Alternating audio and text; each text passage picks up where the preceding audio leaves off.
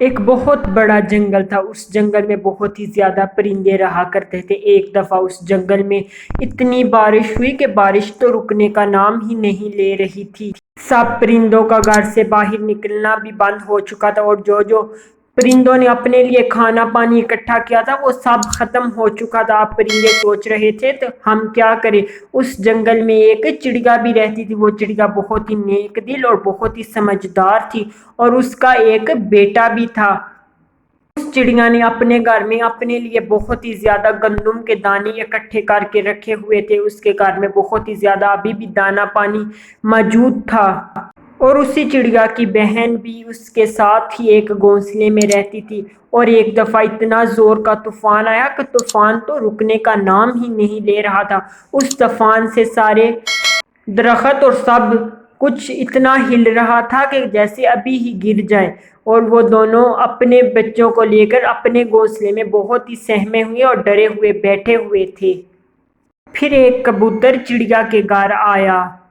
Please چڑیا رانی میری مدد کر دو، میرے بچے بہت ہی بھوکے ہیں، مجھے اناج کچھ دے دو۔ تمہارا میں یہ احسان کبھی نہیں بھولوں گا، پلیز چڑیا میری مدد کر دو۔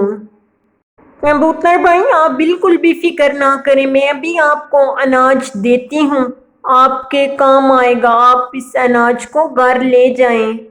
پھر وہ چڑیا کبوتر کو اناج دے دیتی ہے، اور کبوتر اپنے گھر اناج لے کر چلا جاتا ہے۔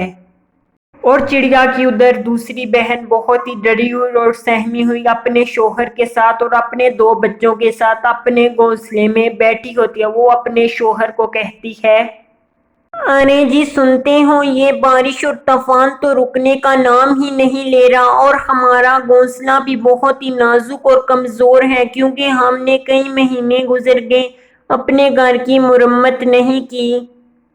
پھر اس چڑیا کا شوہر کہتا ہے، ہاں تم صحیح کہہ رہی ہو، مجھے کچھ کرنا چاہیے، ایسے ہی میرے بچے بہت ہی ڈرے ہوئے اور سہمے ہوئے ہیں، مجھے اپنے بچوں کے لیے اور اپنے گھر کے لیے کچھ تو کرنا ہی ہوگا۔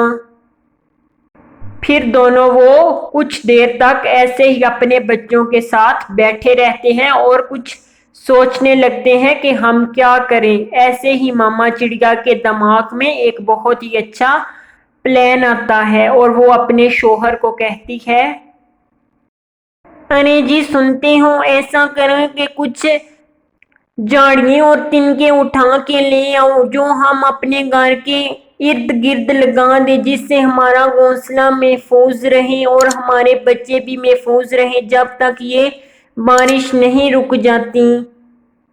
بارش اتنی تیز تھی کہ وہ پپا چڑا کہیں بھی جا نہیں سکتا تھا۔ پھر اس نے ایسا کیا کہ اپنے دونوں پنکھ، ارے میں اس بارش میں کہیں نہیں جا سکتا، میرے دماغ میں ایک ترتیب ہے۔ پھر پپا چڑا اپنے دونوں پنکھ کھول کر اپنے گھر کے اوپر بیٹھ جاتا ہے، اس سے ان کے اوپر بارش اور ہوا کم ہو جاتی ہے، اور پپا چڑا پھر نیچے اتر آتا ہے۔ پپا چڑا بھی بہت ہی زیادہ گھبرا چکا تھا، کیونکہ بارش تو رکنے کا نام ہی نہیں لے رہی تھی، اور اس کے ساتھ ساتھ بارش کے بہت ہی تیز طوفان بھی تھا۔ پھر کچھ دیر بعد بارش اور طوفان تھوڑا کم ہوا، اور پپا چڑا تنکے اور گھاس اکٹھا کرنے کے لیے گھر سے باہر نکل گیا۔ اس نے بہت ہی مشکل سے بہت ہی زیادہ گھاس اور تنکے اکٹھے کیے اور اپنے گھر کے ارد گرد بہت ہی مشکل سے لگا دیے، اور جب انہوں نے پتے لگائے تو ان کا گھر ان پتوں سے بہت ہی محفوظ ہو چکا تھا۔ اور اسی جنگل میں ایک آلسی کوا اور کوی بھی رہتے تھے، جو بہت ہی کامچور اور بہت ہی شرارتی تھے، جو ہر پکشی کو تنگ کیا کرتے تھے۔ کوی اپنے کوے کو کہتی ہے، ارے جی جاتے نہیں اس کمبخت چڑیا کے پاس کچھ اناج لینے، اس نے بہت ہی اناج اکٹھا کیے ہیں۔ ایسے ہی کوا پھر چڑیا کی طرف اناج لینے چلا جاتا ہے۔ ارے چڑیا پلیز مجھے کچھ اناج دے دو، میرے بچی اور میری بیوی بہت ہی بھوکے ہیں۔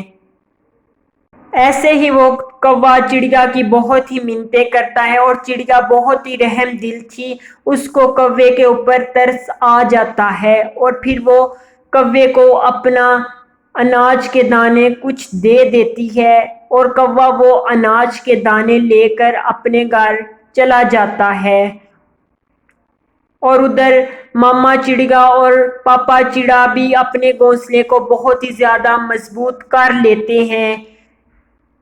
اس کہانی سے ہمیں یہ سیکھ ملتی ہے کہ ہمیں گھبرانے سے کوئی بھی مصیبتوں کا حل نہیں ہوتا۔